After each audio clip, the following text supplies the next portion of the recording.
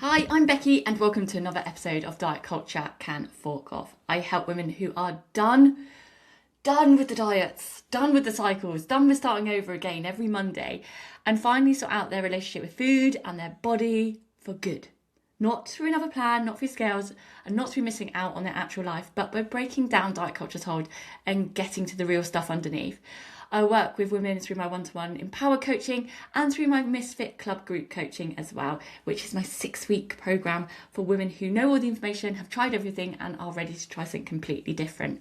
I'm really excited about this episode today because I really want to talk about how the patriarchy built diet culture and the proof around it, because let's talk about the comments I get on my content because I get them all the time. Every single time I talk about patriarchal systems and diet culture in the same sentence, someone, always very confident, slides into my comments to tell me I'm wrong, that I'm reaching, that women impose this on themselves, that I'm uneducated, I'm a moron. I've heard it all basically. And that I'm a man hater, which is not the case at all. It's very different calling out patriarchy and patriarchal systems than hating on men, okay? And that's, that I'm making things, they also say that I'm making things political that aren't political either, and that diet culture has nothing to do with the patriarchy. So today, I'm done with just brushing it off as a caption. I'm done with just brushing it off as a comment because there's so much to say and it's really hard to get that across in one short Instagram post or one short, comment back, especially when I'm feeling a little bit sassy, which sometimes I do with those comments, but it's got to be done at some points, doesn't it? So today, I am bringing the receipts. I decided to say that a bit more guts then. Today I am bringing in the receipts, okay? Not opinions, not feelings, not a feminist agenda. I want to speak about actual documented history because this stuff happened. It's in the court records, can't speak now, court records. It's in legislation. It's in the founding date of companies you probably recognise as well. And once you see the pattern, once you actually see it, you can't unsee it. So if you're someone who's always believed that your obsession with your body is your own personal failing, or that you just lack willpower, or that diet culture is something you opted into, this episode is going to really reframe that for you. And I always say to people, do share this as well. I think this is a really important episode.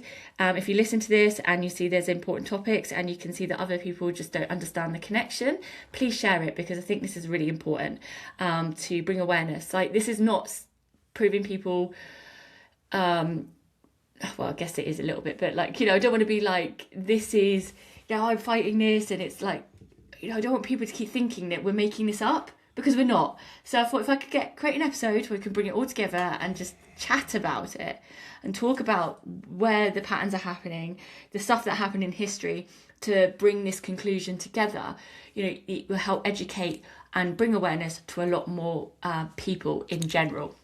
So let's get into it.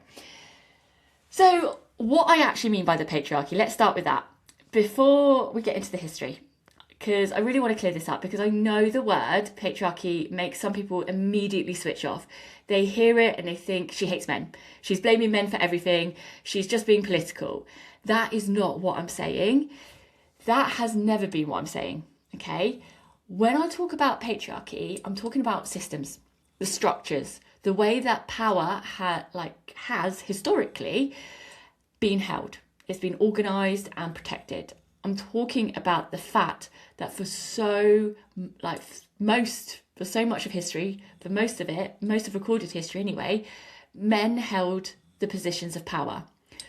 They wrote the laws, they ran the institutions, they built the industries, and the rules they created, not out of some cartoon villain, evil master person, but just because of who was in the room and whose experiences were being considered. Those rules shaped everything, including what happened to women's bodies. So this isn't man-hating. I've got some wonderful men in my life. This is about the systems analysis, okay? And if you can look at the evidence I'm about to lay out and tell me that those systems had nothing to do with women having been at war, like being at war with their bodies for generations, I genuinely want to hear that argument, because I cannot make it. And I like, this is the patterns that I see. This is my lived experience as well, and from my viewpoint. Okay, so let's get into it. First of all, there's a writer and feminist called Naomi.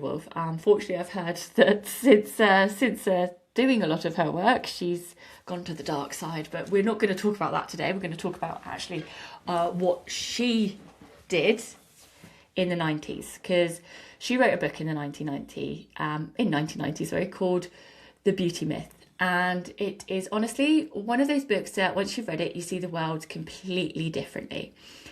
Her central argument is that every time in history that women have made significantly political gain, can't get my words, you know by this by now, my brain works faster than my mouth, so it gets jumbled up when I'm trying to speak. But this is me being real, okay? Anyway, like, what was I saying? Women who, when women have made significant political gain, every time they got more rights, more access, more power, the beauty standards imposed on them got harder, like thinner, more like there's that more like unrealistic beauty standard. They were more unattainable, more all-consuming as well, like taking up so much of your brain power. So, like, for example, getting the right to vote, beauty standards tightened. Reproductive freedom, beauty standards tightened. The right to work outside the home, beauty standards tightened. And her point, and I think that she's absolutely right, is that this is no coincidence. Because a woman who is obsessed with the size of her body, how she looks, someone that's counting calories and comparing herself to others, you know, that feeling that she's never quite enough, that woman doesn't have a lot of energy. Like, she doesn't have a lot of energy left even to take up space in the world, to demand things, to challenge things, to speak up and to shake things up. She said, and I'm going to quote this because it's so good, "A culture fixated on female thinness is not an obsession about female beauty. It's an obsession about female obedience." So I'm going to read that again and just want you to sit with it because it is so good. "A culture fixated on female thinness is not an obsession about female beauty. It's an obsession about female obedience." This is the thread I want you to hold on to for the rest of the episode, okay? Because I'm about to show you exactly how this pattern plays out across the 3 different moments in history. And the timing, it is not subtle. So let's take you back. The 1920s. That didn't sound very good. The 1920s, women get the vote and the flapper ideal arrives. So in 1918, the UK, and in 1920 in the US, women won the right to vote. It was the biggest political gain women had ever made. Decades of fighting, protesting, being imprisoned, and finally, a legal recognition that women existed as political beings. And almost immediately, the dominant beauty ideal for women completely transformed. Out went the curvier, fuller Victorian silhouette, and in came the flapper, the boyish, flat-chested, drastically thin, the ideal woman of the 1920s. We've all seen them. That kind of standard, like, you know, when you see all the Art Deco, like in the paintings, that flapper girl was like, I guess, the poster girl of the moment. So the ideal woman of the 1920s was supposed to be as physically small and slight as possible. Now, I want to be careful here because the flapper movement was also in some ways a form of rebellion, like women cutting their hair, dancing, going out, like there was a liberation in it too. But the body ideal that came with it the thin, the boyish, minimised. Right at the moment, women had gained their biggest political victory. Is that coincidence? According to Naomi, it absolutely was not. So let's go to the 1960s. So the 1960s, women's liberation. And then we had Weight Watchers and Twiggy. So that's what we're going to do. Fast forward. From 1920s, we're going to go 1960s. That second wave of feminism is in full swing. Women are organising, they're marching, they're demanding equal pay, reproductive rights, the right to exist in the workplace as equals. And the Equal Pay Act passed in the US in 1963. So women were gaining ground. But do you know what also happened in 1963? Weight Watchers was founded. So I want you to sit with that for a second as well. The same year that women won the legal right to equal pay, the first commercial non-medical weight loss organisation launched. Its first year revenues were $160,000, and by 1970, 7 years later, it was making $8 million a year. Within 5 years of launching, 5 million people had enrolled. And the membership, it was overwhelmingly women. Then in 1966, a 16-year-old British model, as we all know, named Twiggy, arrived on the scene and overnight created a new beauty standard. The ultra-thin, waif-like, borderline skeletal that was held up as the ideal for every woman to aspire to. Women's liberation is happening on the street. On the next street, an entire industry is being constructed to make women smaller. Again, you see there's a pattern. It's a pattern right there. I want to talk about as well the whole thing that makes it a bit more sinister. And this came up in one of my comments that I was talking to someone in the comments, I should say. And she mentioned about the magazines, and this kind of got me thinking that actually, yeah, that's a really good point. So I want to talk about this because I'll take it back where I was starting from my notes. But here's what makes it a bit more sinister, as I was saying, because the workplace discrimination in the court cases, that was the system operating on adult women, but the system was far too clever to wait until you were old enough to work. And that's where these magazines come in that form. When you were 13, young teenager, maybe a little bit younger, we had those magazines.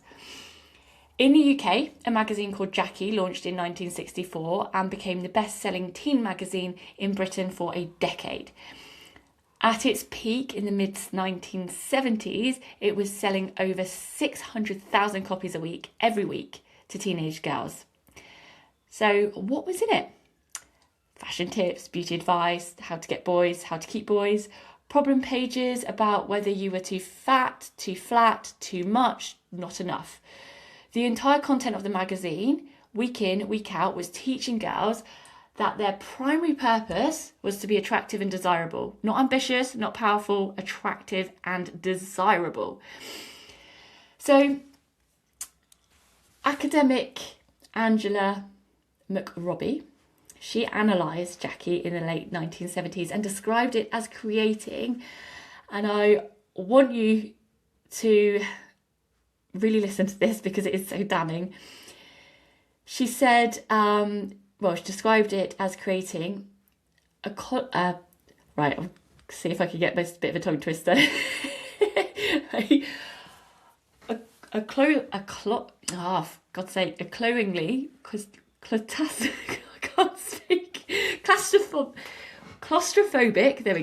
Claustrophobic environment where the dominant emotions are fear, insecurity, competitiveness, and even panic.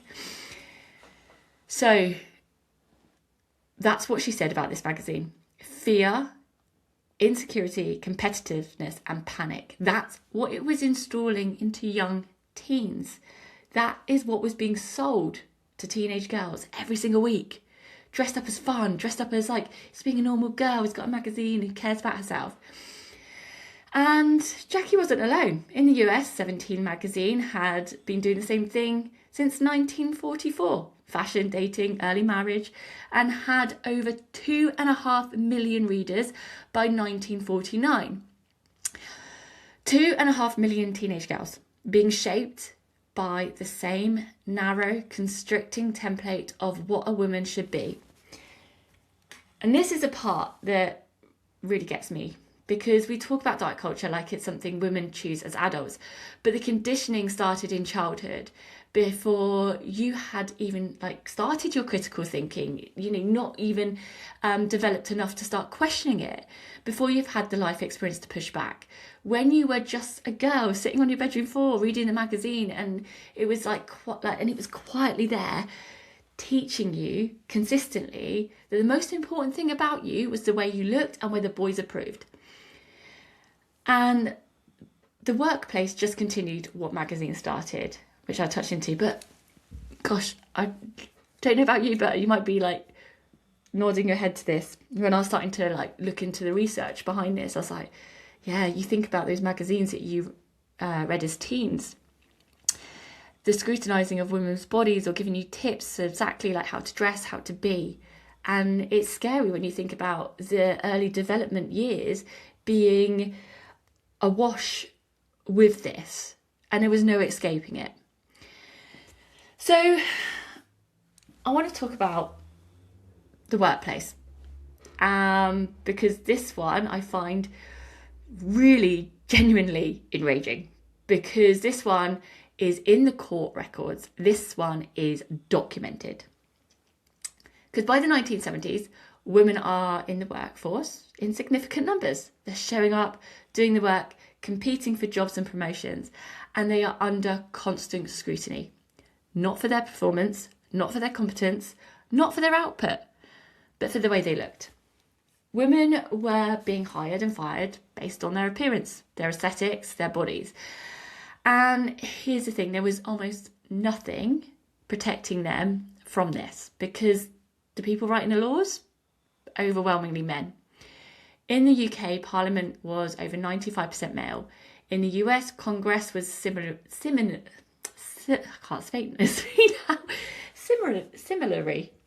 dominated. Yes, there we go, got it out. And so it's very similar what was happening in the US. There we go, could say it that way round. And the absence of legal protection for women in the area wasn't some accidental oversight. It was just not seen as a problem worth solving. The flight attendant industry is one of the most documented examples of this. Female flight attendants, and it was almost exclusively women doing this job at the time, were required to meet weight regulations to keep their jobs. They had mandatory weigh-ins. They could be fired if they exceeded their airline's weight limits, and those limits, they only applied to women. The men doing the same job had no such restrictions. Women took these airlines to court. They fought. One class action lawsuit filed in 1970 had 70% of Northwest Airlines stewardesses join it, and a judge ruled in favour in 1974. The airline appealed. It went all the way to the US Supreme Court. It took 11 years to resolve, and that's just one case. 11 years to establish that firing a woman for her weight was wrong. And during all of this fighting, all of the legal battle, all of this proving that your body should not be the price of your career, what were women supposed to do in this meantime? You had two choices. You either fought it, which so many brave women did, or they shrank, make themselves smaller, more palatable, more acceptable, tie their worth to the way that they looked so they could hold on to their livelihoods. And who was watching all of this?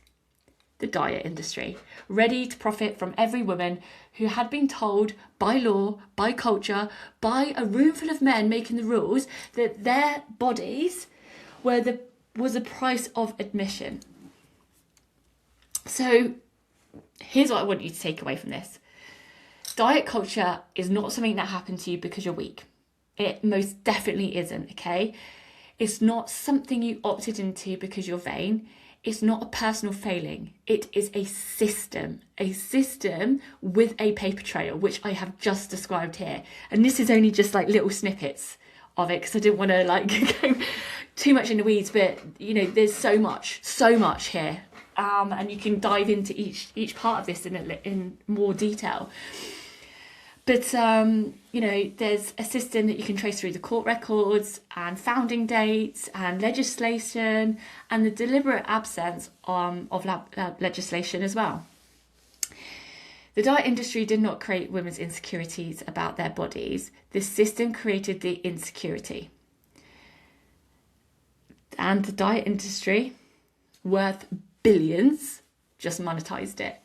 And that system was built in a world where the people making the decisions were overwhelmingly not women, where women's bodies were considered an appropriate basis for employment decisions, where fighting back meant 11 years in court, where the message from workplaces, from legislation, from fashion, from a brand new commercial with weight in the weight loss industry was shrink yourself, be less, be smaller, be more acceptable, and then maybe you'll fit in, you'll be accepted. This is not ancient history either. This is like, you know, your mum's generation, might be your generation if you're listening to this, it might be your nan's generation. I don't, you know, I've got a big age range to listen to this podcast. And that messaging that you were never thin enough, never small enough, never quite enough, that didn't just evaporate. It got passed down. It's got internalized. It became the voice in your head that diet culture still profits from even today. And understanding where it comes from doesn't fix everything overnight, but it does something really important. It moves the shame. It takes the shame off of you and puts it back where it belongs, on the system that created it. You were never the problem, but you were always the target. And that's it for today's episode. Oh, I'm so excited about talking about that. You know, when you just drop a few truth bombs, maybe you can send this to the people that are writing some of those comments under my posts. But I could talk about this for hours, I really could. And honestly, there are so many more threads to pull on here. Like the BMI that was created by a mathematician, never actually meant to be used for health. The 80s and 90s, the role of race in this as well. Like, it's not just gender. We'll get there, because I feel like this is something I want to speak more about and use these podcasts as a platform to spread the word more about it. But for now, if this landed for you, if this gave you something, if it's reframed anything, or it's been able to, if you knew that diet culture had this impact and it was tied to the patriarchy, but wasn't sure how, and you found this interesting, please do send it to others. Send it to a friend. Post it on your stories on Instagram. Share it, spread it, because we need to educate and spread the awareness on this. Because the more women that understand where this stuff actually comes from, the less power it has over us. And that is absolutely the whole point. I'm going to drop some of the notes in this show summary as well, just so you can see some of the where the research has come from, some of the key dates. Also, if you do want to find out, this isn't me about really plugging coaching today, because I just want to talk about history. But if you are interested in working with me in breaking diet culture, I'll put my website below. But share away, like it, save it, whatever you need to do with this episode, and I'll see you next week. Because remember, diet culture can fork off.